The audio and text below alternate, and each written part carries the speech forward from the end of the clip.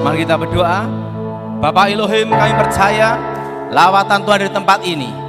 Nyatakan kuasa-Mu, karena kalau Elohim Bapak Yahweh yang mulia, berkati firman-Mu, berkati kami semua. Nyatakan kuasa kasih-Mu, urapi hamba-Mu firman-Mu, dan kehendak Elohim adalah hidup kami. Nyatakan kuasa kasih-Mu dan nama Yesus HaMasiah dimuliakan.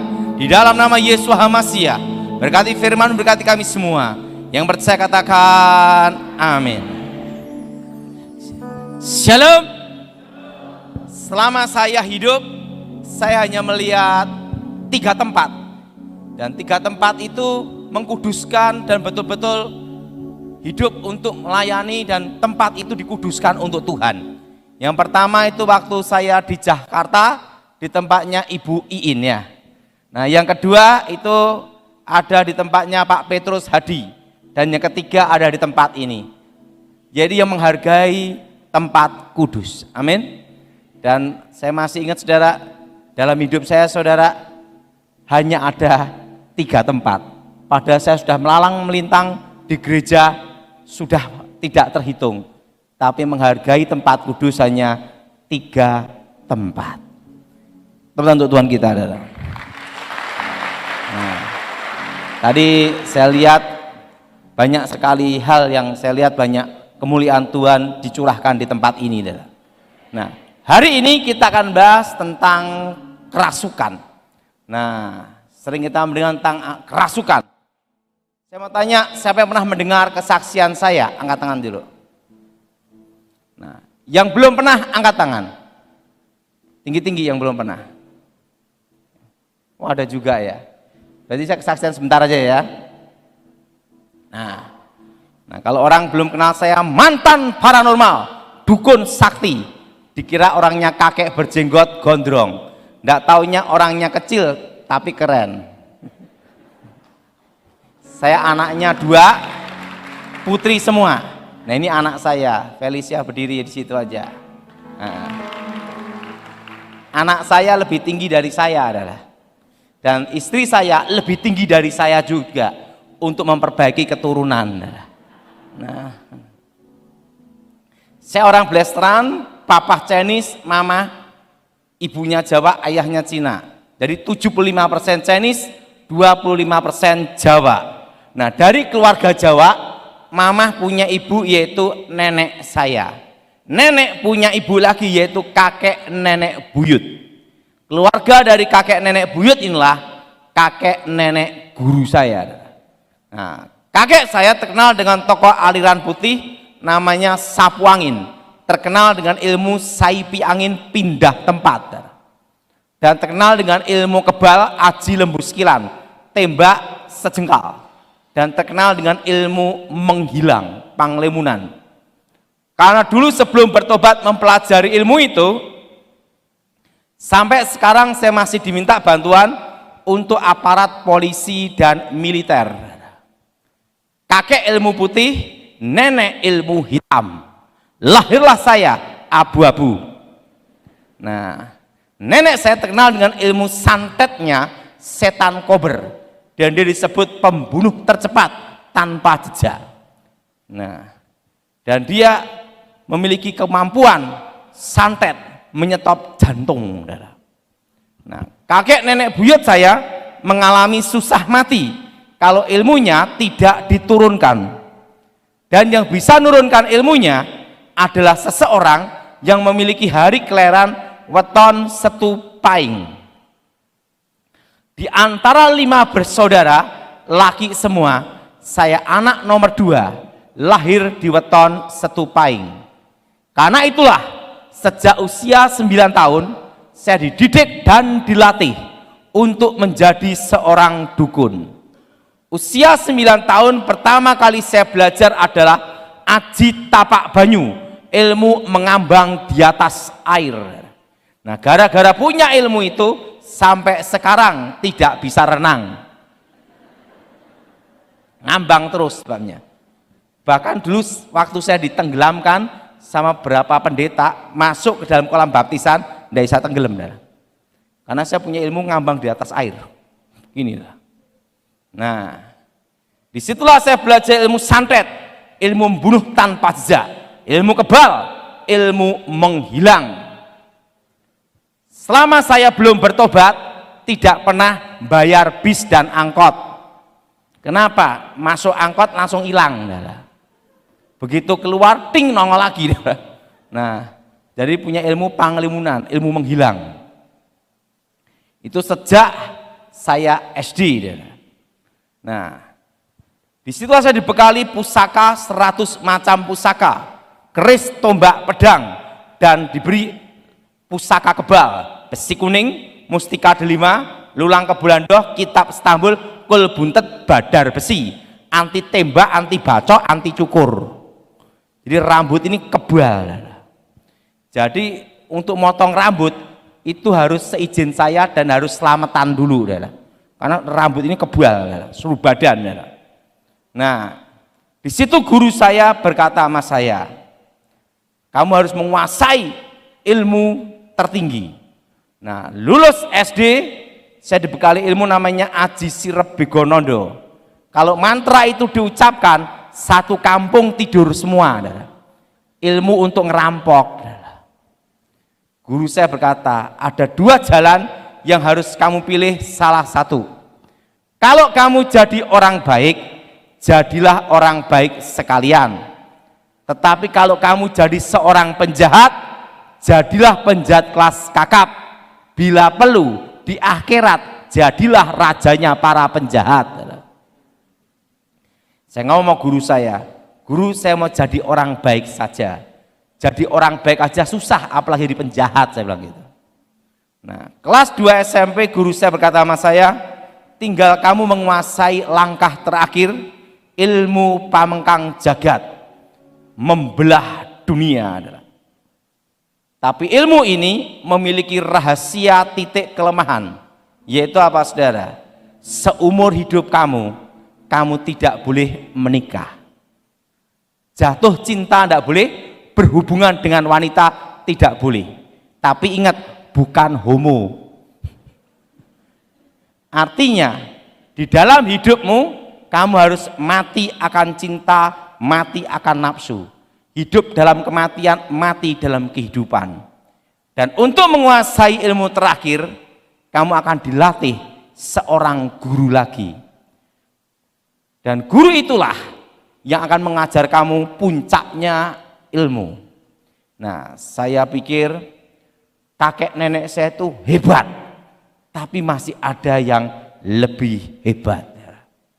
Nah, saya berpikir, siapa yang lebih hebat itu?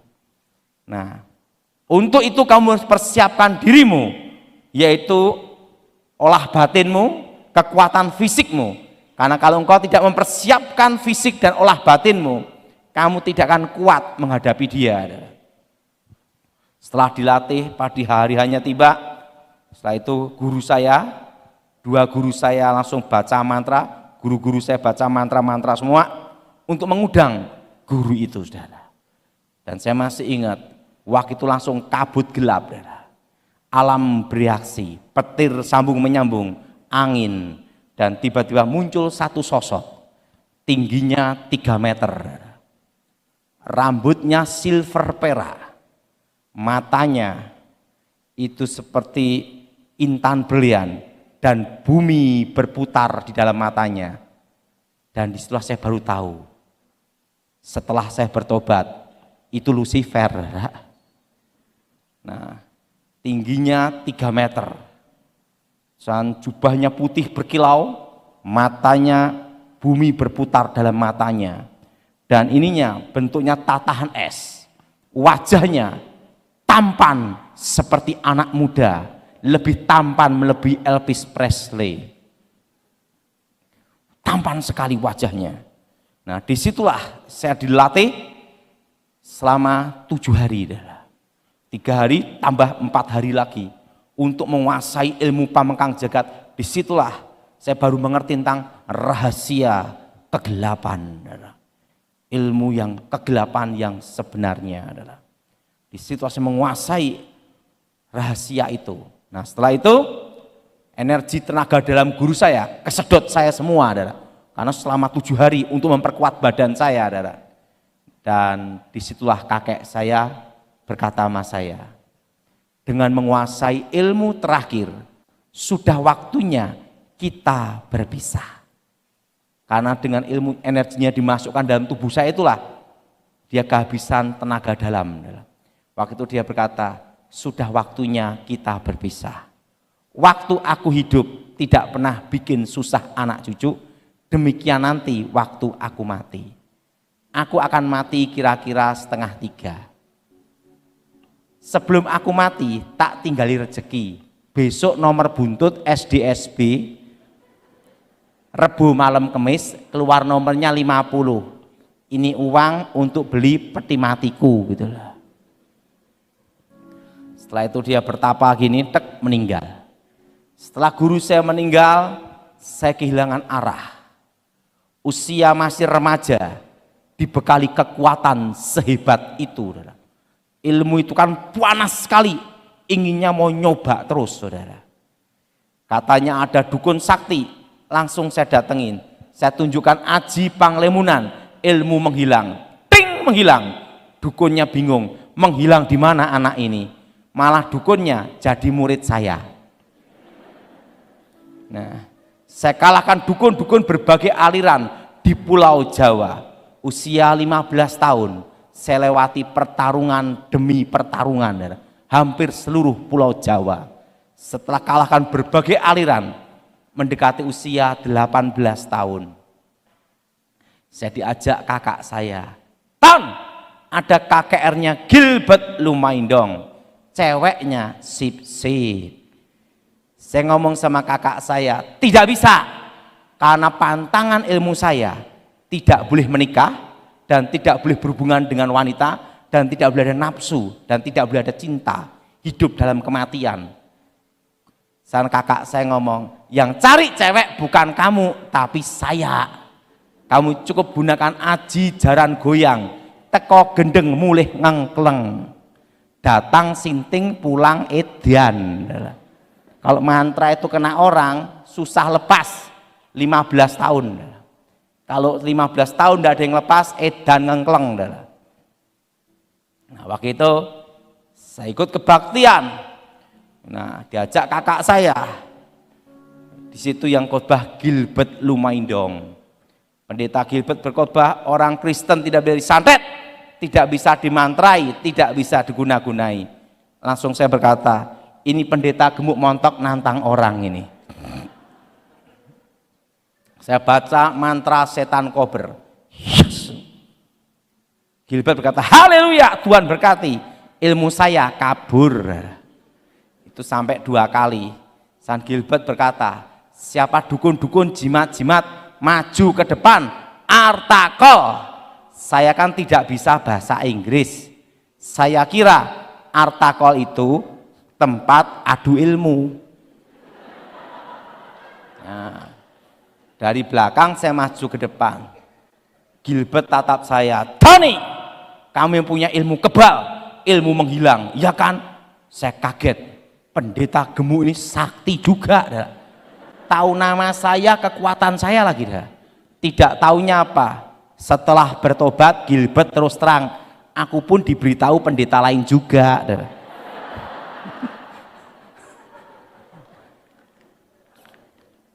Nah, saya tantang lagi Gilbert, kalau aku kalah ikut kamu, kalau aku menang kamu mati. Saya singkat aja, akhirnya dalam pertarungan itu saya kalah mental sampai hampir 10-12 meter, hilang ingatan, gila 1 tahun. Itu kejadiannya tahun 92, saya kalah. Tahun 93, tiba-tiba ada cahaya terang datang, dan terdengar suara, akulah Alfa, akulah Omega, akulah yang awal, akulah yang akhir, akulah aku, YHWH, Yahweh. Jadi pada waktu saya mendengar nama Tuhan adalah YHWH. Apa saudara? Nah, aku telah mati, bangkit hidup kembali. Akulah Yesua Hamasia. Jadi nama Yesus asli di Israel waktu itu Yesua Hamasia. Apa saudara? Nah setelah itu Dia tunjukkan lubang pakunya. Itu di sini, saudara. Coba semua pegang bagian sini. Sering kita mendengarkan di sini, lihat, betul? Di sini, saudara. Di sini kan ada rongga, ini saudara, inilah. Kalau dipaku di sini, robek. Ini saudara. Nah, disitulah saudara, saya ketemu Yesus sendiri, tapi tidak bisa lihat wajahnya. Hanya jubahnya berkilauan. Dan dia berkata, akulah aku. Aku telah mati, bangkit hidup kembali. Akulah jalan, kebenaran, dan hidup. Nah, setelah itu dia tumpang tangan saya.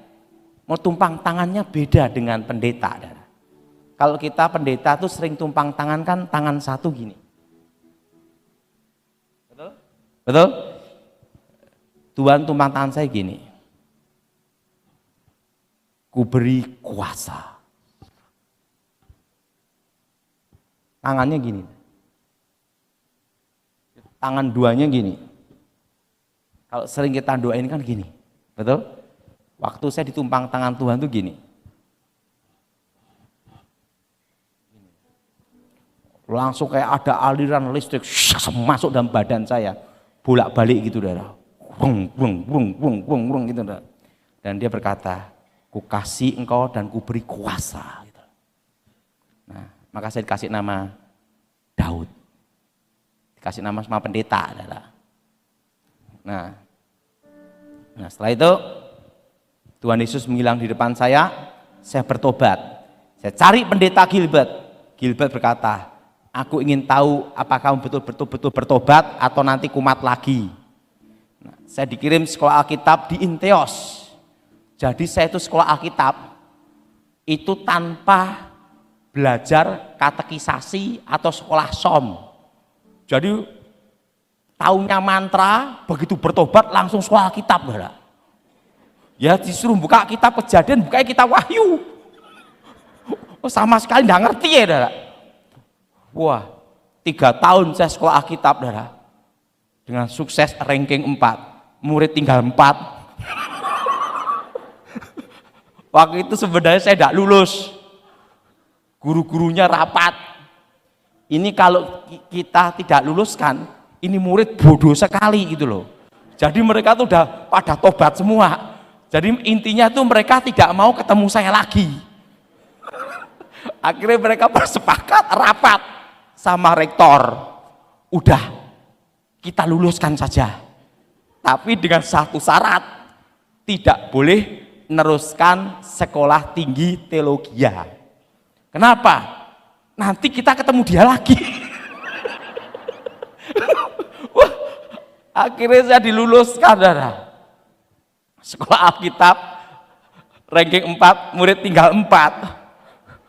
Rektor panggil saya, langsung dikasih tahu, tidak boleh meneruskan sekolah tinggi teologi. Berarti guru-guru saya itu tidak mau nanti ketemu saya lagi. Jadi sepakat diluluskan. Jadi ingat, orang lulus belum tentu pandai. Yang paling hebat bisa bikin gurunya tobat kabeh. Saya diluluskan, saudara. Nah, waktu itu saya masih ingat, untuk sekolah Alkitab itu untuk jadi PDM, PDP itu harus sekolah tinggi teologi, minimal diploma. Karena saya tahu sekolah Alkitab setingkat SMA itu pun diluluskan. Jadi saya ini sampai sekarang itu bukan pendeta.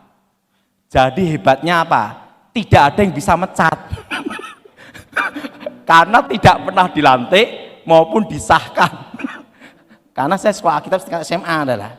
Nah, di situ saya kadang minder sekolah Alkitab setingkat SMA dan tidak boleh melakukan sekolah tinggi teologi dan bukan pendeta. Sampai sekarang saya bukan pendeta adalah. Dan saya tidak masuk dalam organisasi jadi pendeta, PDP, PDM, tidak ada, saudara. Saya hanya jemaat biasa, saudara. Nah, waktu itu saudara saya datang ke Gilbert. Waktu itu Gilbert, ada apa Daud? Pak Gilbert, saya lulus ke Alkitab. Saya mau jadi apa? Ya jadi manusia, emang jadi monyet. Nah, kamu taunya apa? Setan, ya setan aja lah. Saya fokus satu bidang tentang setan aja. Tapi saya ngomong Pak Gilbert, saya tidak mau jadi pendeta karena saya suka Alkitab setingkat SMA. Ya, baguslah, penting melayani gitu loh. Nah, setelah itu saya ikut Pak Gilbert dari awal bertobat sampai sekarang. Nah, tapi Tuhan itu hebat, saudara. Sekolah itu tidak menjamin seseorang berhasil. Yang menjamin seorang berhasil adalah satu. Pertama Tuhan. Dan yang kedua, hati yang kuat, tekun dan setia. Dan hati yang kuat itu semua harus melewati apa? Kedisiplinan dan penderitaan. Betul? Apa saudara? Nah, semakin orang itu menderita, semakin dia kuat. Coba saudara perhatiin. Semakin orang banyak makan sancam, semakin cepat mati. Betul enggak? Betul? Tapi semakin orang itu sehat, latihan olahraga, tambah kuat. Nah, itu kesaksian saya, dan tahun 2001 saya kaget. Saya diminta untuk memberi pengarahan di Akademi Kepolisian Semarang. Untuk bidang reserse penyidikan tentang ilmu hitam. Bayangin, sekolah Alkitab aja hampir tidak lulus, diminta ngasih pengarahan di Akademi Polisi ya. Perwira itu di Semarang, Akademi Semarang Akpol. Nah, itu tahun 2004. Saya masih ingat itu, waktu itu ada dipanggil Jenderal Pramono Edi Wibowo, adik Ibu Ani Yudhoyono. Waktu itu dia berkata, untuk mengalahkan ilmu hitam harus cari tokohnya aliran hitam. Dia tahu biografi saya ngomong sama jenderal, tapi jenderal, saya ini sekolah Alkitab dan bukan pendeta sampai sekarang. Tapi jenderal berkata, saya tidak perlu pendeta, saya perlu seorang yang ahli di bidangnya. Nah, setelah itu saya diminta untuk apa jenderal? Waktu itu dia tanya, ilmu hitam itu ada enggak? Saya bingung. Kalau saya berkata ada, langsung dia berkata, mana buktinya? Betul? Buktikan di depan saya. Ini kalau kita ngomong sama kopral itu lebih mudah. Kalau ngomong sama jenderal itu hati-hati. Betul enggak? Buktikan di depan saya. Apalagi ini anak Sarwo Edri. Anak Edi Wibowo, jenderal legendaris Kopassus RPD. Dan ini ada Wibowo, bukan elit. Waktu itu saya berdoa sama Tuhan, Tuhan, tolonglah saya. Tiba-tiba ada kilatan kayak cahaya, set gitu. Saya doa, demi nama Yesus, set. Saya itu berubah paku di depan jenderal gini. Langsung saya ngomong, demi nama Yesus, berhenti gini. Langsung jenderal gini, set, jatuh langsung. Dia ngomong maju dan, Obey, ambil ini, ambil. Pak Daud itu santet ya? Iya. Berarti ilmu hitam itu ada. Siapa penyantetnya? Alamat ini, nama ini, posisi orang di sini. Kok tahu Pak Daud? Kan saya tukang santetnya. Udah bertobat, otomatis kan tahu aliran mana, arahnya kemana. Yang tahu caranya maling itu bekas maling, betul enggak? Yang tahu santet ya bekas tukang santet. Aliran ini, alamat ini, jalannya di sini. Kok tahu? Lagi bekas tukang santetnya. Oh, langsung gini. Pak Daud, ada apa Pak? Pak Edi, Anda lulus. Anda diminta menjaga Presiden Republik Indonesia. Orang nomor 1 di Indonesia, dan Anda bertanggung jawab untuk keamanan Presiden dan negara. Nanti Anda di bawah komando saya komando tim Elang 55. Saya dikasih nama Elang 74. Nama saya itu Elang.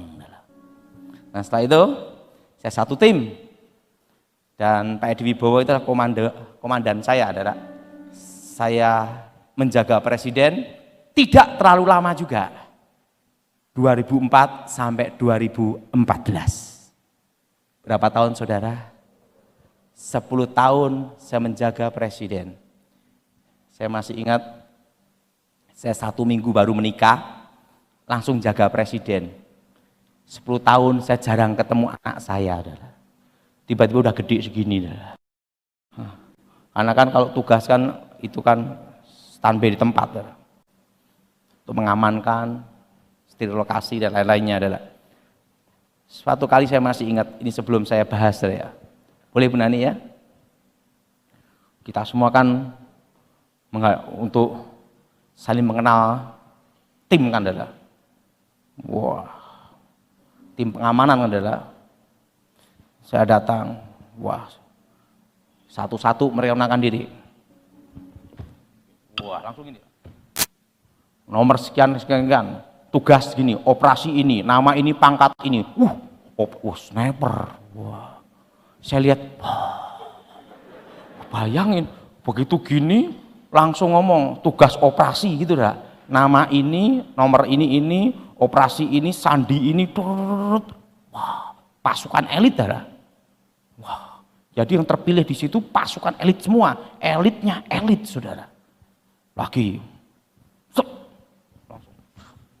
nama ini, komando ini, nama ini, operasi ini, ahli apa?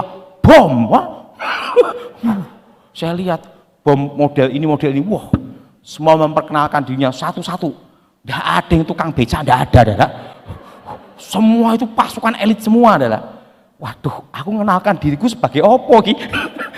Lah mereka udah ngomong tim operasi di mana-mana, operasi di Aceh, operasi di Papua, operasi di berbagai tempat adalah.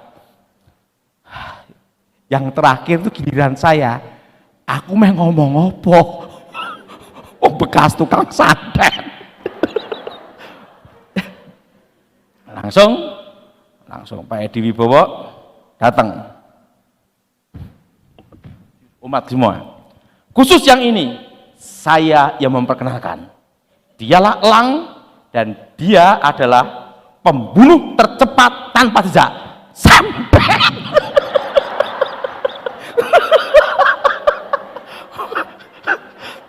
Apa yang terjadi? Pertama kali saya gini-gini, ganti mereka gini.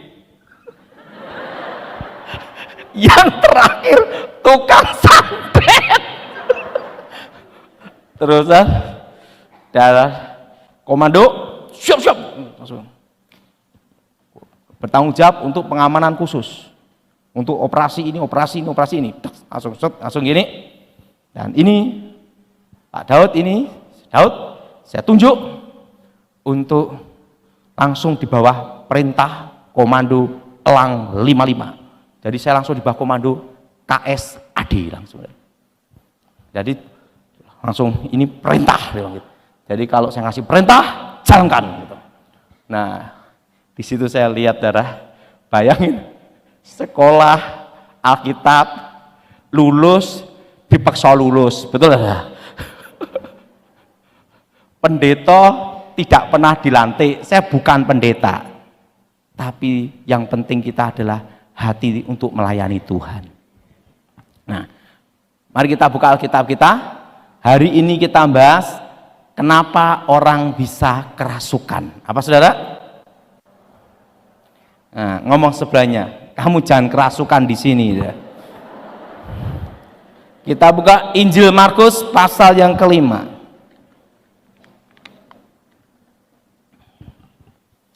Injil Markus pasal yang kelima, ayat 5 sampai dengan ke-17. Injil Markus pasal yang kelima, ayat 5 sampai dengan 17. Saudara yang genap, saya yang ganjil. Siang malam ia berkeliaran di pekuburan dan di bukit-bukit sambil berteriak-teriak dan memukuli dirinya dengan batu.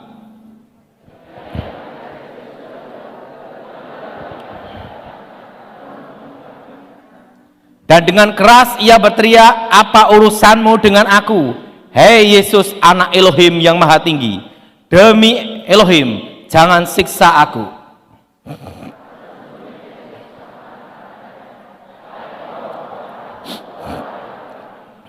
Kemudian ia bertanya kepada orang itu, siapa namamu? Jawabnya, namaku Legion, karena kami banyak.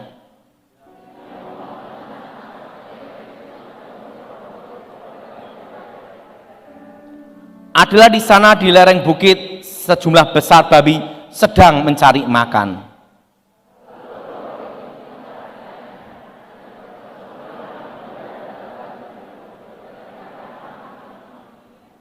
Yesus mengabulkan permintaan mereka.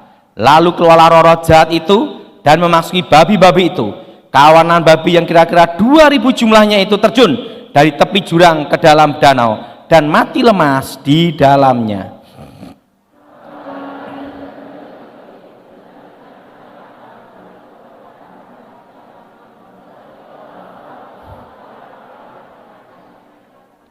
Mereka datang kepada Yesus dan melihat orang yang kerasukan itu duduk sudah berpakaian dan sudah waras.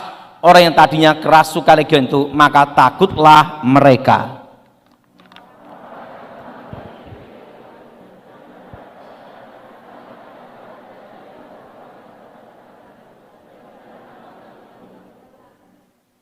Saya mau tanya, siapa yang pernah ke Israel? Angkat tangan.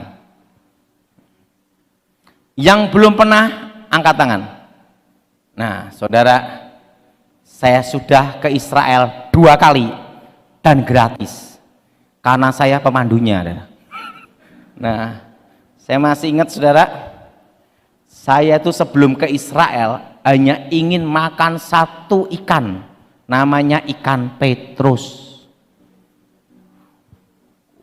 Tak kira tuh ikan Petrus itu ikan kerapu atau ikan apa gitu loh. Nah, tiba di Israel langsung, oh inilah ikan Petrus. Nggak taunya ikan Petrus ikan apa? Mujair. Yang pernah ke Israel angkat tangan. Ikan Petrus ikan apa, saudara? Mujair. Jadi kalau saudara makan mujair, rasa sama di Israel. Dan apa yang terjadi? Gerasa itu tempatnya gersang kering. Gersang kering, dan di situ ada orang kerasukan legion. Dan apa yang terjadi? Datang menyembah Yesus. Perlu saudara tahu, setan pun percaya Yesus, setan pun menyembah Yesus. Tapi ingat, setan tidak pernah bertobat. Jadi kalau saudara aktif ke gereja, percaya Yesus, tidak pernah bertobat, berarti setan kedua, betul? Nah, apa yang terjadi? Yesus anak Elohim Maha Tinggi. Kenapa saya nyebut Elohim? Saya ini orangnya enak, supaya tidak ribut. Allah yang nyebut, Elohim yang nyebut, adil lah dia. Nah, anak Elohim yang Maha Tinggi. Yesus berkata, keluar, pindah ke babi. Saudara, posisi orang kerasukan itu posisinya gimana? Roh manusia dibuat tertidur di alam mimpi. Tubuh dikuasai oleh kuasa kegelapan, namanya pengambil alihan. Makanya orang kerasukan itu merasa dibawa ke alam lain, kayak kerajaan, hutan, lapangan, lain-lainnya. Saya mau tanya, kalau saudara mimpi, rohnya keluar dari tubuh atau tetap dalam tubuh? Yang berkata tetap dalam tubuh, angkat tangan. Yang berkata keluar, angkat tangan. Yang bingung, angkat tangan. Berarti setiap malam bermimpi rohnya bingung, saudara.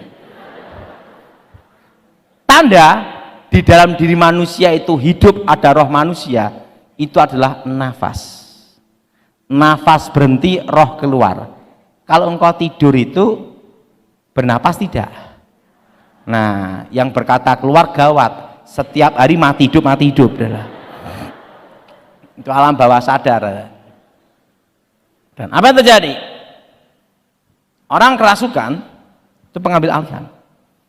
Orang bisa kerasukan itu pasti ada penyebabnya, tidak langsung tiba-tiba kerasukan. Penyebab orang kerasukan yang pertama, kalau orang meyakini ada komunikasi hubungan antara orang mati dan orang hidup, itu paling mudah untuk dirasuk. Contohnya apa? Orang yang suka pemanggilan arwah. Ada komunikasi hubungan antara orang hidup dan orang mati. Itu paling mudah dirasuk. Kedua, orang yang takut setan itu paling mudah kerasukan. Orang yang takut setan pasti ketemu setan. Ngomong sebelahnya, berani tidak kamu sama setan? Orang yang berani sama setan tidak ketemu setan. Kenapa? Karena penampakan setan di seluruh dunia mengambil energi negatif, sisi ketakutan dari manusia untuk diubah menjadi penglihatan. Makanya penampakan setan di seluruh dunia itu menggunakan mitos, budaya, kepercayaan setempat. Maka setan Indonesia makanya kembang, setan Amerika makanya hotdog, kan gitu deh. Kenapa? Beda budaya. Di sana ada manusia serigala, di sini ada genderuwo, kan gitu deh. Karena beda mitos, beda kepercayaan, beda sisi legenda dan ketakutan. Nah, penampakan setan itu menggunakan sisi ketakutan, legenda, mitos, budaya, kepercayaan setempat. Jelas saudara? Nah, wujud setan sampai detik ini tetap malaikat, malaikat kegelapan. Tetapi dalam penampakannya mengambil manifestasi kepercayaan, sugesti setempat. Sugesti sama iman itu beda. Sugesti adalah suatu kepercayaan yang belum tentu benar, belum tentu benar. Iman adalah kepercayaan yang pasti benar, itu bedanya. Jelas? Jelas? Nah, misalnya di pinggir jalan sana ada mitos kepala terbang. Orang takut lewat situ. Sambil nyanyi, oh Tuhan pimpinlah jalanku, ku tak berani jalan sendiri, kan gitu. Setannya lihat, memang Tuhan pimpin kamu, tapi aku ingin tengok kamu.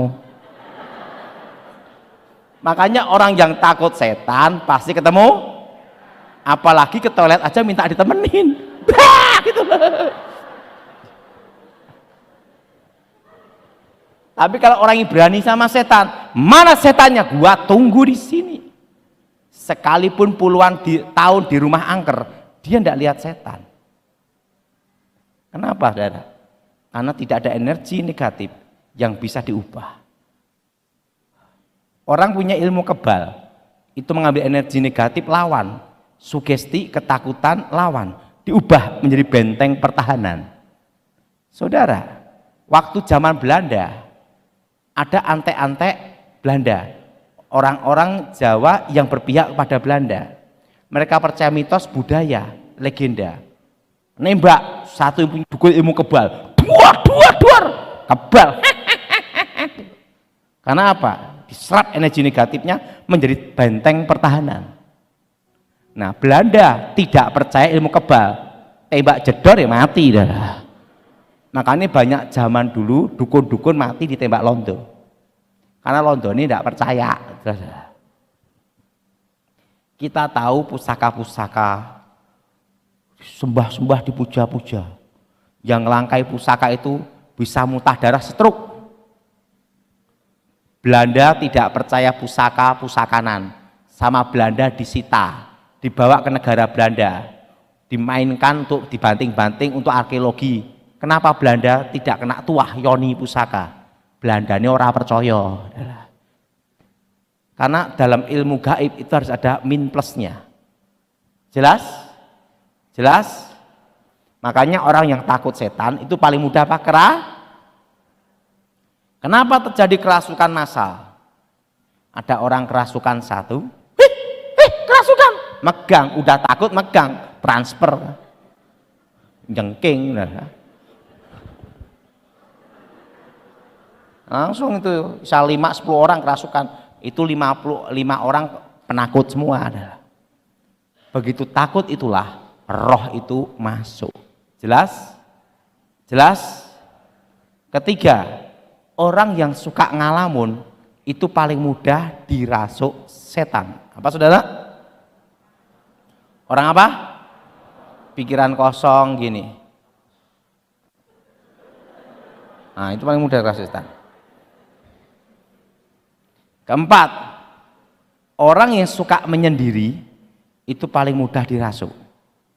Makanya orang yang belajar kuasa gelap sukanya kan di kuburan, di tempat sepi gua. Tidak ada orang bertapa di diskotik bertapa. Ada itu.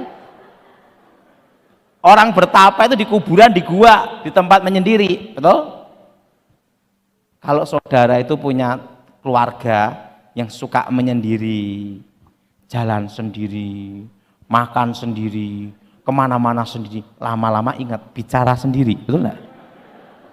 Jadi orang yang suka menyendiri itu hati-hati. Beda dengan menyendiri untuk Tuhan, beda adalah. Jelas? Kelima, orang yang suka memukuli dirinya sendiri. Perhatiin, orang yang suka nyabutin rambut, jebret-jebret, puas, mukul-mukul badannya, puas. Itu ciri orang yang paling mudah dirasuk setan. Jelas? Jelas? Keberapa saudara? Kelima. Jadi orang yang suka melukai diri sendiri. Makanya kalau dalam suatu konseling, perhatiin, orang yang suka menyakiti diri sendiri, itu pasti kalau dilayani banyak terjadi manifest. Kelima, orang yang penuh dengan apa? Akar pahit, kecewa, dendam. Apa saudara? Apa saudara? Akar pahit, kecewa, dendam. Nah, orang yang penuh akar pahit, kecewa, dendam itu paling mudah dirasuk setan.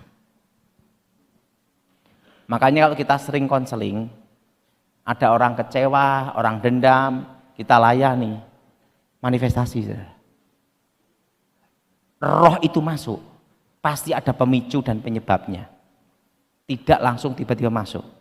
Maka di dalam teori atau teknik dalam pelepasan, semua yang berbau tentang kerasukan harus dilihat penyebabnya awal itu apa dulu. Jelas? Jelas? Menyendiri sama akar pahit, kecewa, pada dendam. Yesus berkata, kalau engkau mengampuni, Bapamu pun mengampuni. Kalau engkau tidak mengampuni, Bapamu pun tidak mengampuni. Nah, yang keenam. Nah, keberapa? Ketujuh.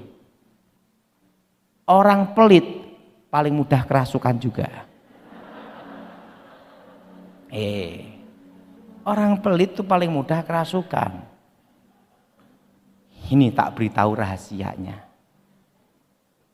Saya kan pernah belajar ilmu babi ngepet, jadi tahu. Kenapa bank itu tidak bisa dibobol tuyul? Termasuk babi ngepet sampai ngepot. Karena di bank itu uangnya orang pelit dan orang sosial kumpul jadi satu. Nah, saya perhatiin, salah satu penolak penangkal ilmu hitam, dukun aliran apapun juga, langkah pertama satu, bancaan selamatan dulu. Itu penolak balanya. Supaya apa? Orang-orang miskin makan. Kalau orang-orang miskin makan, terjadilah hukum takdir. Siapa yang menabur dia menuai. Orang yang menaruh belas kasihan ke orang-orang miskin memiutangi Tuhan. Hukum itu berlaku bukan hanya untuk orang Kristen, tapi semua umat manusia. Jelas? Jelas? Bedanya kalau kita percaya Yesus, dijamin masuk surga. Tabur tuai berlaku bagi semua umat manusia. Nah, saya rasa malam ini kolektor berubah. Mau kerasukan enggak gitu dah. Nah, jelas? Orang pelit paling mudah berapa? Kerasukan. Nah, keberapa saudara? Keberapa? Ke-8. Nah, orang yang suka marah-marah itu paling mudah kerasukan juga. Sedikit marah. Coba marah-marah sumpah-sumpah di kuburan. Tapuk blek. Kan sering kejadian ditapuk setan yang kuburan kan gitu lah. Nah, Dan yang berikutnya, orang yang hidup dalam perzinahan dirasuk juga. Dan yang ke-10, orang yang percaya legenda, mitos, budaya roh, tentang roh-roh, suka sekali mitos, takayul, klenik, undang-undang roh, pegang-pegang jimat, manggil-manggil arwah, itu paling mudah dirasuk. Dari semua orang kerasukan, itu pasti ada penyebabnya dan ada pemicunya. Tidak langsung tiba-tiba kerasukan. Makanya seorang hamba Tuhan, seorang konselor, dalam melayani, dia harus tahu penyebab orang ini kerasukan itu apa. Kalau tidak, akan terjadi pelayanannya berulang-ulang. Kalau kita belum tahu penyebabnya. Jelas? Dan cirinya orang kerasukan itu ada. Pertama, orang kerasukan itu tidak sadar. Kedua, orang kerasukan itu kekuatannya 10 kali lipat melebihi manusia biasa.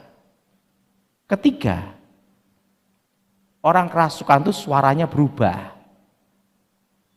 Tapi bukan berubah gini, mau kemana mas, itu beda lagi dah. Suaranya beda, paro berat gitu. Yang ketiga, suara apa dah? Suara apa? Berubah. Setelah ketiga suara berubah, ada lagi yang keempat. Ketiga nih, suara berubah. Apa saudara? Suara apa?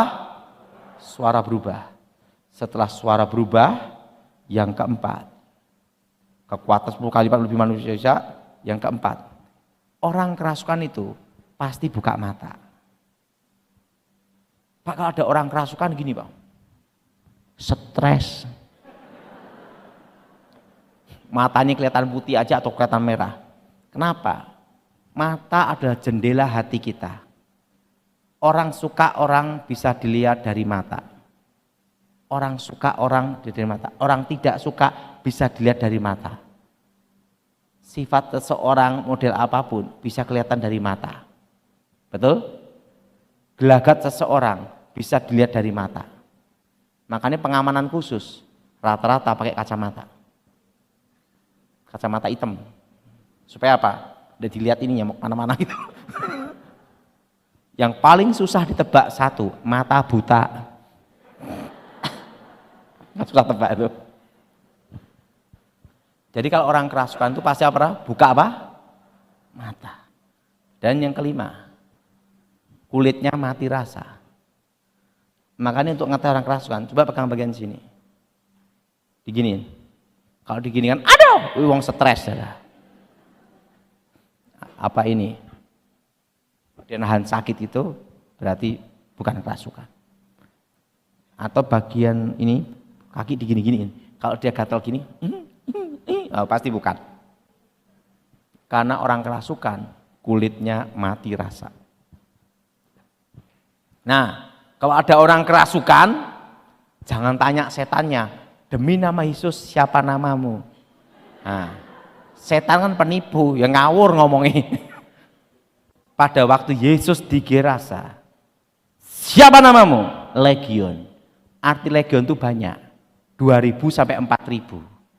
Kalau Tuhan Yesus mengusir setan, tanya satu-satu setannya, minimal di ayat ini ada 2000 nama, betul? Ada enggak 2000 nama? Enggak ada. Siapa namamu? Legion, karena kami banyak. Enggak tanya satu-satu. Keluar, pindah ke babi. Kenapa pindah ke babi? Kenapa tidak ke ayam? Karena di situ yang ada babi adalah. Tetapi di situ sebenarnya ada suatu pelajaran yang penting. Itu ada dua. Pertama, untuk mengajarkan kepada kita bahwa setan itu betul-betul ada. Apa saudara? Apa saudara? Setan itu betul-betul apa? Ada. Antara manusia dengan babi itu tidak ada hubungan. Begitu roh ini masuk, babinya tenggelam. Kedua, untuk mematahkan mitos, legenda. Apa legenda itu? setan takut minyak babi. Perlu sudah tahu bahwa kebudayaan tertua di dunia itu adalah Cina, Mesir, Yunani. Betul? Betul? Atau Mesir, Cina, Yunani, atau Cina, Mesir, Yunani, itu aja kan paling tua kan itu dah. Penduduk terbesar di dunia itu Cina. Bayangin, semua orang Cina kumpul bersatu, kencing, kota Cirebon banjir.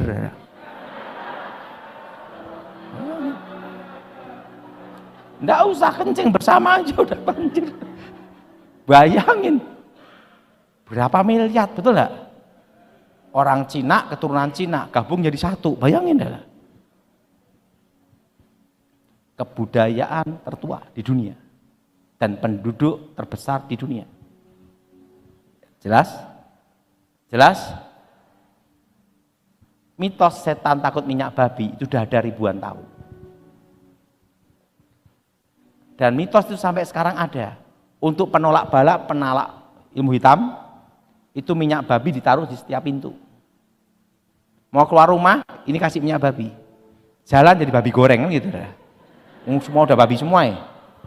Nah, untuk penolak bala, kepala babi taruh di rumah, di tengah rumah. Sampai sekarang mitos itu masih ada. Betul? Betul? Ingat, setan tidak takut minyak babi. Buktinya apa? Sak babi-babinya dimasukin. Betul? Betul? Salah. Setan tidak takut minyak babi. Dan setan tidak takut salib. Karena di kuburan banyak salib. Betul enggak? Saya pernah melayani orang, di setiap rumahnya itu, jalan itu, pintu-pintunya dikasih Alkitab. Setan lewat suruh merenung. Setan tidak takut Alkitab. Setan tidak takut minyak babi. Setan tidak takut dengan salib. Setan itu takut waktu kita percaya dan beriman di dalam nama Yesus Kristus dengan kuasa demi nama Tuhan. Nah, kalau ngusir setan jangan tanya-tanya. Dan ingat, setan tidak bisa mati. Nah, cara mengusir setan gimana? Ini semua demi nama Tuhan Yesus. Kami ikat. Kenapa diikat? Apa yang kau ikat di bumi terikat di surga. Apa yang kau lepas di bumi terlepas di kata-kata kuasa. Untuk apa? Membatasi manifestasi. Kami ikat, kami patahkan, hancurkan. Kenapa patah hancurkan? Karena setan tidak bisa mati. Masih kejadian, diusir sini pindah sana. Repotnya diusir ke sini, masuk ke satpam. Nah, setan tidak bisa mati. Tapi bisa dihancurkan kekuatannya. Patahkan tipu muslihat iblis, hancurkan kuasa setan. Ini semua demi nama Tuhan Yesus. Kami ikat, kami patahkan, kami hancurkan, keluar demi nama Yesus. Pak, kalau setannya keluar pindah kemana? Kita tidak nyiapin rumahnya, dia mau kemana urusannya dia. Jadi ingat, kasus kerasukan pasti ada pada Oke, sekarang siapa yang mau tanya? Angkat tangan.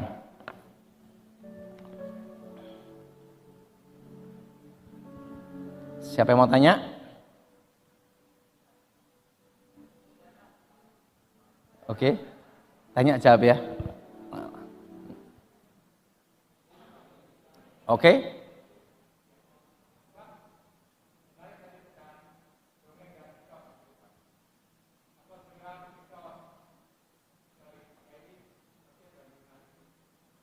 Gimana? Mitos Yunani dan Chinese. Ya kan beda negara. Apa? Nyai Roro Kidul itu adalah penguasa kegelapan yang ada di Indonesia. Itu posisinya di Laut Selatan yang disebut Jenderal Setan. Oke? Sekarang kita tanya jawab. Sofia, udah? Oke.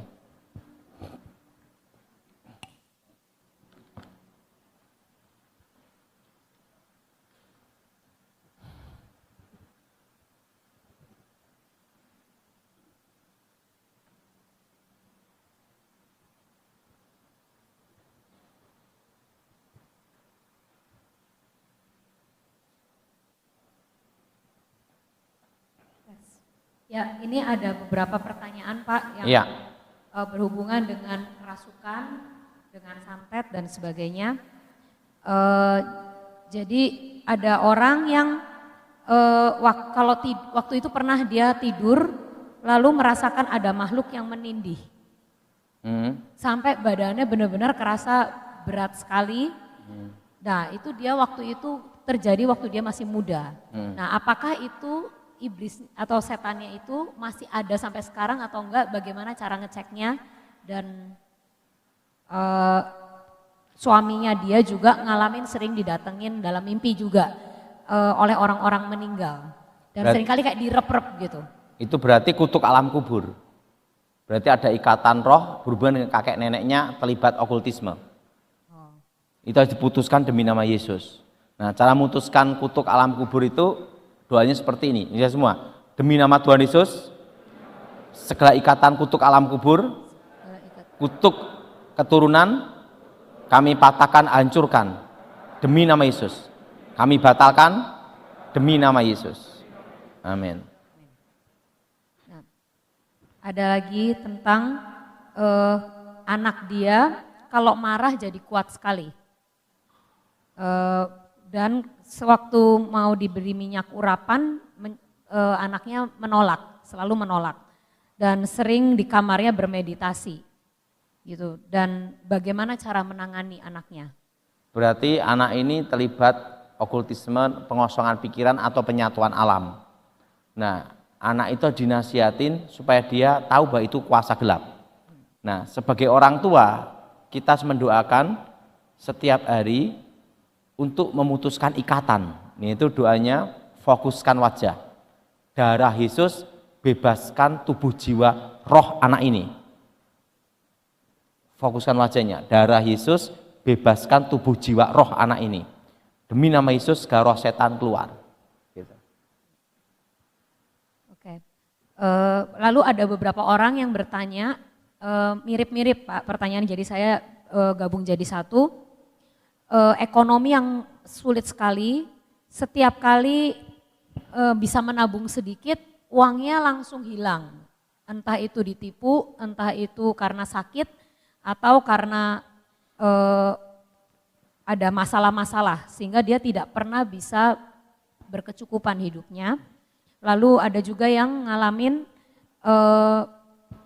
tokonya selalu rugi dan maksudnya gini, usaha apapun yang dia lakukan sebentar pasti tutup. Gitu. Nah, jadi itu apakah karena hidup saya mengalami yang namanya kutuk ataukah apa gitu penyebabnya? Itu ada dua, pertama goblok.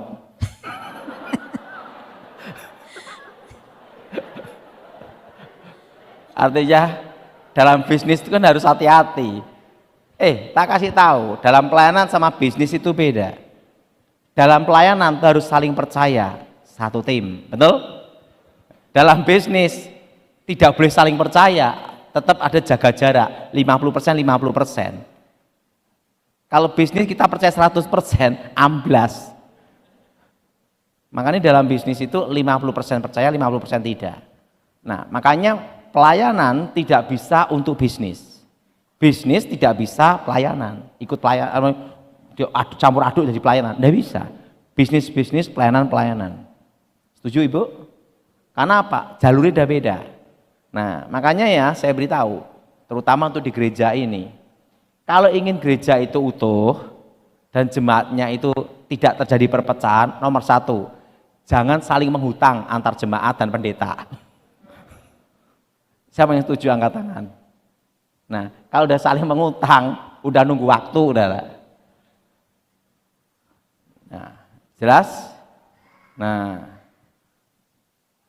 kedua, bisnis itu saudara, penting adalah satu, ada untungnya, kan gitu saudara. Kalau enggak untung, untuk apa bisnis, kan gitu saudara. Sedangkan pelayanan kan beda. Pelayanan itu adalah anugerah, pelayanan itu adalah kasih karunia. Makanya tidak bisa dicampur aduk antara bisnis dan pelayanan ini. Harus ada garis lurus di sini. Makanya saya itu kalau ada orang datang ke saya pinjam uang, pasti tidak saya kasih. Lebih baik saya punya uang berapa tak kasih, itu aja. Daripada apa? sakit hati yang tulus. Kok ada sakit hati yang tulus gimana? Kan tulus nolong orang tapi dibohongin. Daripada sakit hati ya udah. Makanya saya enggak suka kalau orang pinjam uang ke pelayanan, jangan. Karena pelayanan dan bisnis itu beda. Harus ada garis di sini. Yang kedua, ada juga kutuk kebangkrutan. Kalau kutuk kebangkrutan itu ada cirinya. Setiap malam Jumat ada penampakan roh dan ada kejadian supranatural. Misalnya kayak bau busuk menyengat, breng, setiap malam Jumat. Nah itu pasti ada kutuk, ada kiriman kuasa gelap. Atau bau wangi, breng. Nah itu kalau wanginya menetap, itu bau minyak wangi. Wanginya breng gitu toh. Kalau bau busuk pun breng lewat toh. Kalau baunya menetap itu bau got lain. Harus dibedain di sini. Breng gitu. Saat ada kejadian supranatural kayak ada burung gagak setiap malam tertentu atau hari tertentu di situ. Nah, kalau ada kejadian-kejadian yang tidak wajar, nah itu bisa diuji. Kemungkinan itu kutuk. Nah, dan berikutnya ada namanya hal-hal supranatural. Anak-anaknya itu sering diganggu setan. Oh, ini berarti ada kiriman kuasa gelap atau kutuk kebangkrutan, kutuk sial. Nah itu yang perlu dilayani, diputuskan demi nama Yesus. Kalau yang goblok ini perlu belajar. Perlu belajar lain. Oke? Oke, semoga menjawab ya untuk yang pertanyaannya seputar ekonomi ya tadi. Nah, lalu ada pertanyaan tentang rumah Pak.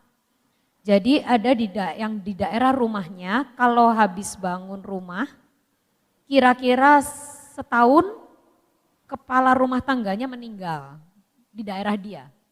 Kebanyakan kalau habis bangun rumah, terus setahun kemudian kepala rumah tangganya pada meninggal. Dan juga ada juga yang rumahnya itu menjadi pijakan kuasa gelap karena ibu dia adalah keturunan Wali Songo. Sehingga kakaknya juga meninggalnya bunuh diri. Dan apakah itu ada hubungannya juga dengan rumah yang ditinggali karena kata orang-orang rumahnya itu adalah pijakan makhluk-makhluk astral. Bisa terjadi. Itu berarti tanah itu dulu tempat pembunuhan atau pembantaian. Itu ada kutukan darahnya. Nah, tanah-tanah seperti itu perlu disucikan dengan darah Yesus. Itu tanah kutukan. Tanah apa darah? Kutukan. Oke lanjut. Saya pernah dibawa ke tukang ramal oleh mertua saya sewaktu hamil. Terus tukang ramal berkata anak saya harus dikuepang, tetapi saya tidak lakukan. Nah tapi apakah dengan saya ke tukang ramal itu ada sesuatu yang tetap harus dibereskan walaupun anaknya tidak jadi diramal. Dan yang kedua ada juga yang waktu mudanya saya belajar yoga. Jadi ini kejadian di masa lalu semuanya, lalu saya minum air hu, ya, air hu dan mandi di sumur keramat. Nah sekarang saya sudah bertobat, apakah tetap harus ada yang dilakukan untuk membereskan? Perlu pemberesan. Nah pemberesan itu bisa dilakukan dibantu pendeta atau doa sendiri. Tetapi sekalipun dibantu pendeta mendoakan, kalau orangnya tidak percaya, sampai pendeta lu udah habis juga percuma. Itu tergantung dari dirinya sendiri, iman. Nah doanya seperti ini semua. Darah Yesus, bebaskan tubuh jiwa rohku. Segala kutuk keturunan, segala kutuk kuasa gelap, kami patahkan, kami hancurkan, kami usir keluar. Demi nama Yesus. Darah Yesus, bebaskan tubuh, jiwa, rohku. Jelas? Demi nama Yesus, roh jahat keluar. Jadi sebenarnya doa pelepasan itu intinya satu, yang bersangkutan. Oke? Oke. Next. Ada 2 anak saya yang sudah usianya sudah dewasa, sudah 40 tahun lebih semua, tapi gagal terus dalam mendapatkan jodoh. Ada 1 bahkan yang sudah hampir menikah tapi gagal juga. Apakah itu karena kutuk keturunan Pak?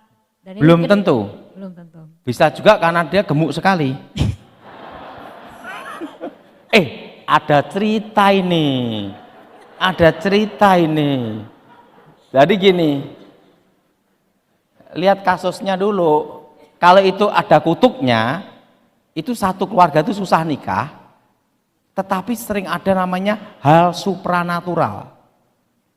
Mimpi ketemu orang mati, komunikasi dengan roh, atau ada kejadian kerasukan sering kejadian.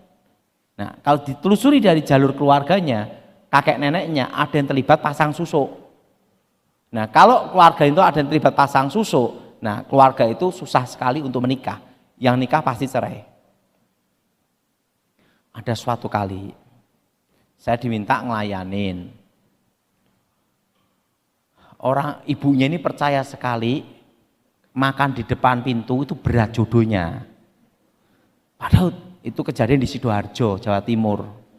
Pak Daud, saya punya anak, berat jodohnya, karena makan di depan pintu, Pak.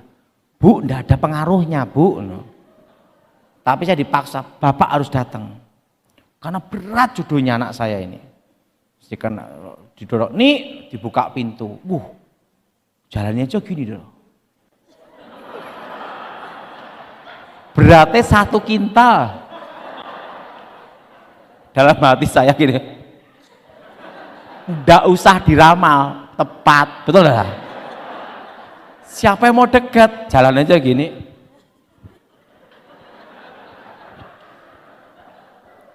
Ngomonglah sama saya, nih berdoa sama Tuhan, nanti Tuhan berikan yang terbaik. Waktu itu saya belum menikah, dia ngomong, ndak usah jauh-jauh aja, sama bapak aja gimana? Yo melayu, lari ya, lari. Ada. Jadi lihat kondisinya juga, betul? Tak beritahu. Ada lagi? Iya ada. Tapi kalau Bapak mau lanjut ceritanya. Enggak apa-apa lagi. ada. Ya. Jadi saya itu mendapat karunia penglihatan. Tapi kalau menurut saya kok karunianya agak serem Pak, karena saya itu bisa melihat kapan seseorang itu dibawa pulang ke surga. Jadi bagaimana saya harus melatih dan mengasah karunia kita supaya itu dipakai untuk memuliakan nama Tuhan.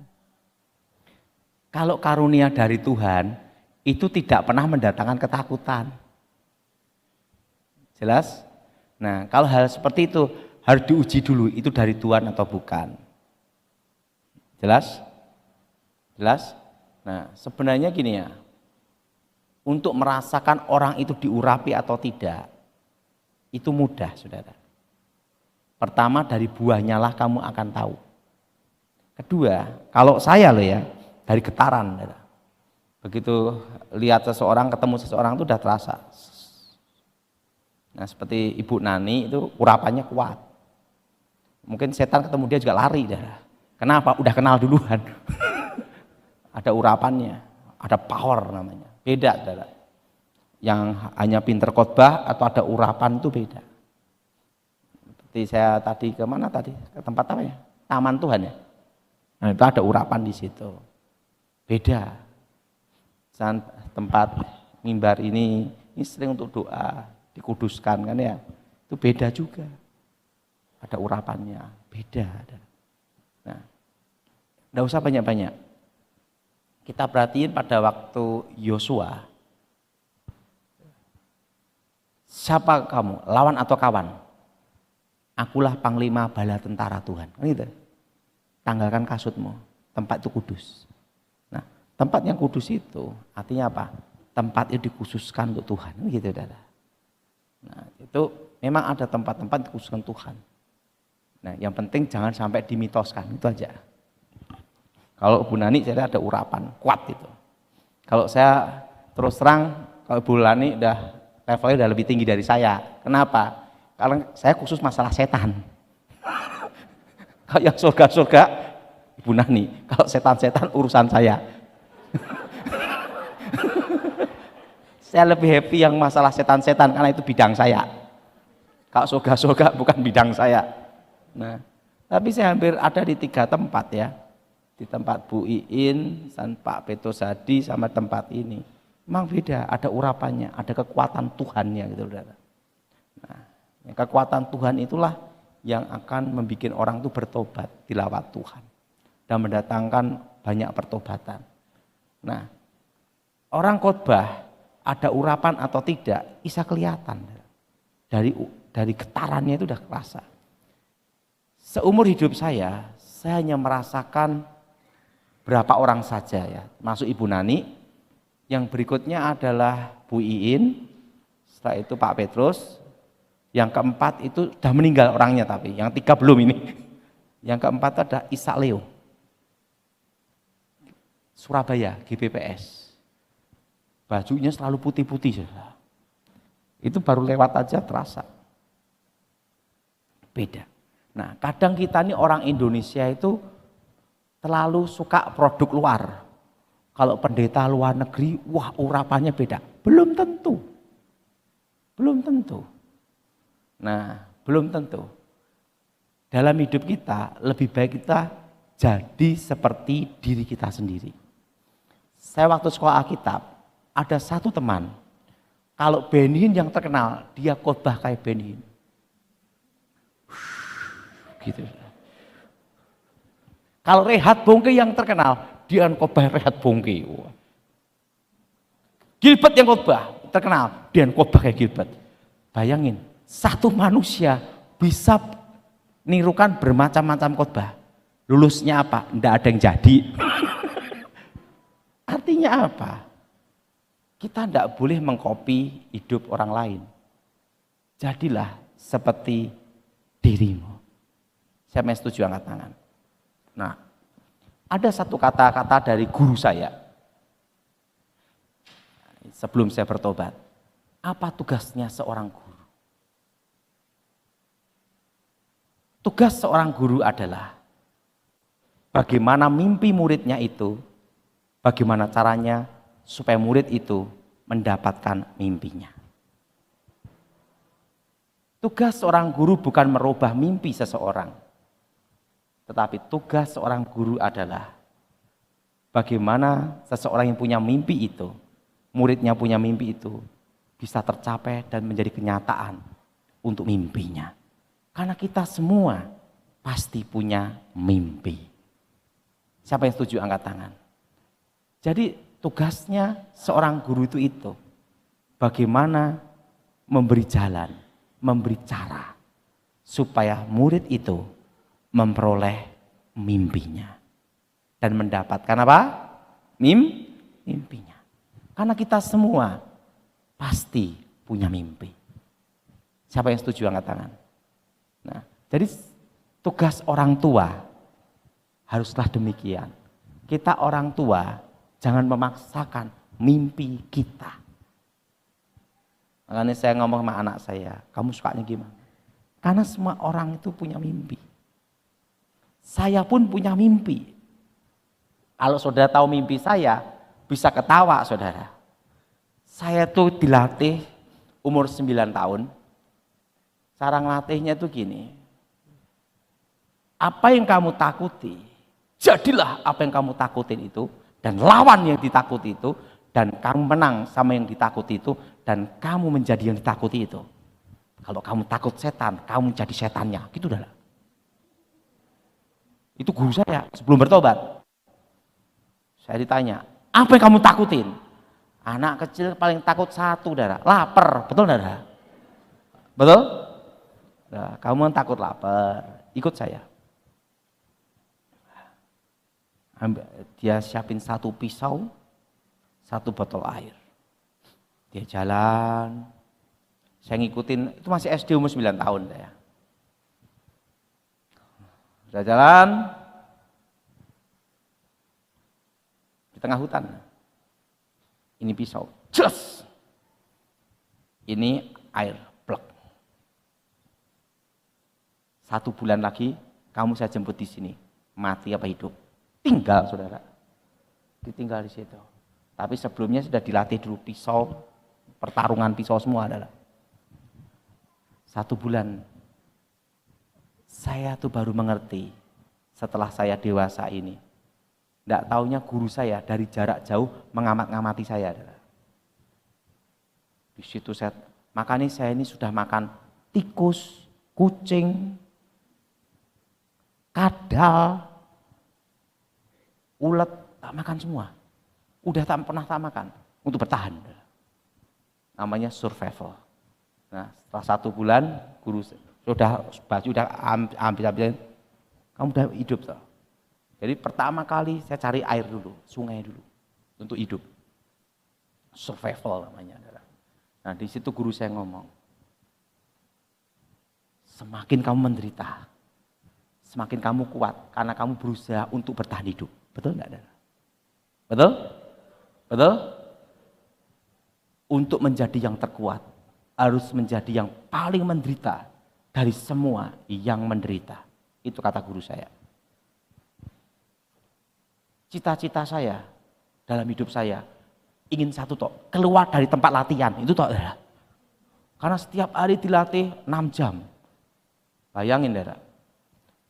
Tidur hanya, saya sekolah SD, itu kan jam 7 kita harus di kelas, betul? Guru saya itu beritahu saya, sebelum jam 12 malam ke atas, kamu tidak boleh tidur. Setelah jam 12 malam ke atas, baru boleh tidur. Itu jam 12 sampai jam 3 lebih dikit. Saya sudah latihan 2 jam. Latihan mantra, meditasi, bela diri, terus. Sampai jam 6 untuk siap makan mandi ke sekolah. Habis pulang sekolah, jam 1 kan nyampe. Istirahat sebentar, 2 jam latihan lagi. Malam 2 jam latihan, setiap hari 6 jam. Makanya waktu itu saya punya cita satu, kapan aku bisa keluar dari tempat latihan itu? Itu tok cita-cita saya. Saya punya cita-cita tidak terlalu muluk-muluk, mau jadi dokter atau kapten, enggak. Saya punya satu tok, bisa keluar dari tempat latihan itu aja. Nah, setelah saya keluar dari tempat latihan, baru saya lihat dunia itu luas.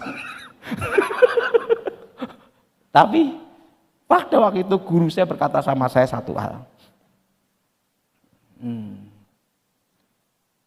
Kamu boleh berkata sama saya saat ini, aku manusia paling jahat di dunia. Tapi setelah aku mati, kamu akan berterima kasih kepada saya. Karena aku menciptakan dari yang lemah menjadi kuat, disiksa dari tempat paling menderita.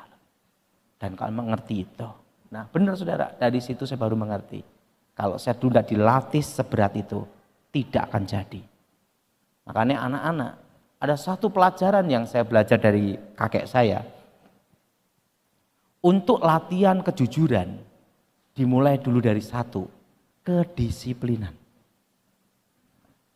Apa saudara? Bagaimana orang bisa jujur kalau dia aja tidak bisa disiplin waktu, tidak bisa disiplin macam-macam. Nah, orang yang tidak disiplin pasti yang kedua, banyak alasan, betul? Nah, yang setuju angkat tangan. Yang angkat tangan itu pelaku. Jelas? Oke, lanjut. Pak, ada beberapa pertanyaan seperti ini. Pak, suami saya itu selingkuh dan yang saya tahu selingkuhannya itu memakai guna-guna. Dan seringkali suami saya itu kalau lagi sadar pulang ke rumah, tapi saat dia tidur selalu ada mimpi atau dihantui bisikan dan perasaan bahwa tidak boleh meninggalkan selingkuhannya itu. Nah, ada juga yang mengalami di guna-guna karena masalah harta. Karena istri bapaknya yang ketiga itu kayaknya ingin merebut harta bapaknya, nah dia jadi dikirimin terus guna-guna. Nah itu bagaimana untuk cara melepaskannya? Kelemahan guna-guna itu sebenarnya ada satu. Kalau dari istrinya itu mengampuni. Apa saudara? Apa saudara? Mengampuni. Kedua, jangan ungkit dosa lama. Nah, untuk nangani guna-guna itu memang perlu proses waktu. Ada yang sampai setahun sampai 3 tahun. Tapi kuncinya harus apa? Karena guna-guna itu mengambil sisi negatif kekecewaan akar pahit seseorang. Makanya kalau dukun itu dapat order untuk ngerjain seseorang, dia pasti nyuruh supaya pasien itu telepon gelap sama istri yang sah. Supaya dari kecewa, dendam, ribut. Nah, semakin ribut, semakin dendam, kekuatan tambah hebat.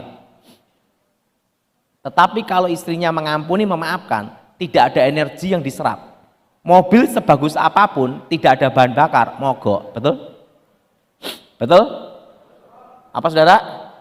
Mogok. Nah, jadi harus mengampuni dulu. Oke? Udah cukup belum?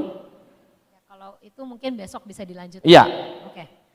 Oke, saya sudah cukup. Ya, Nah, jadi ingat lanjutkan. besok dia pada besok pagi jam berapa? Pagi jam 7 sampai jam 9. Besok pagi jam 7 sampai jam 9. Saya kasih tahu. Dalam hidup ini nikmatnya apa? Ada 2. Makan dan tidur. Jadi kalau engkau bisa menikmati makan dan tidur, itu adalah kasih karunia. Yang setuju angkat tangan adalah. Kenapa saya ngomong demikian? Saya pernah ketemu orang gila dengan orang gila. Saya punya kawan tuh gila. Dia ke Bali sama saya. Ada wine. Harganya 1 miliar. 1 miliar karena umurnya 100 tahun. Kawan saya ini orang gila, dia ngomong gini, gua mau beli wine itu 1 miliar cash. 1 miliar loh, wine itu adalah anggur itu. Pemiliknya berkata apa? Tidak saya jual, karena sebelum aku mati, inilah wine terakhirku, gitu dah. Untuk apa aku punya harta kalau aku tidak bisa menikmati? Di situ saya ngelihat satu hal. Sudah banyak lihat konglomerat ya. Kadang kita melihat dia lebih happy dari kita, belum tentu. Orang bisa tidur nyenyak, itu adalah anugerah. Orang bisa sehat, itu adalah berkat Tuhan. Anda bisa menikmati makan, itulah anugerah. Makanya saya doanya sekarang ini, Tuhan, biarlah aku menikmati berkat yang kau berikan. Makan dan apa? Tidur. Yang setuju angkat tangan. Saya punya kawan, punya uang, harta kekayaannya 25 triliun. Kaya enggak saudara? Tapi dia, saya masih ingat, napas saja pakai alat bantu, engkik. Dia kemana-mana, itu Felicia kenal ya. Pakai tabung oksigen, jalan ini, engkik gitulah. Tapi dia ngomong triliun-triliunan. Dia ingin keliling dunia, tapi tidak bisa. Naik pesawat tidak boleh, karena engkik-engkiknya ini darah. Dan pada waktu dia meninggal, apa yang dia nikmati? Di situ saya sadar, kita bisa makan, tidur, itu adalah karunia. Itu lebih mahal daripada triliun. Tepuk tangan Tuhan kita.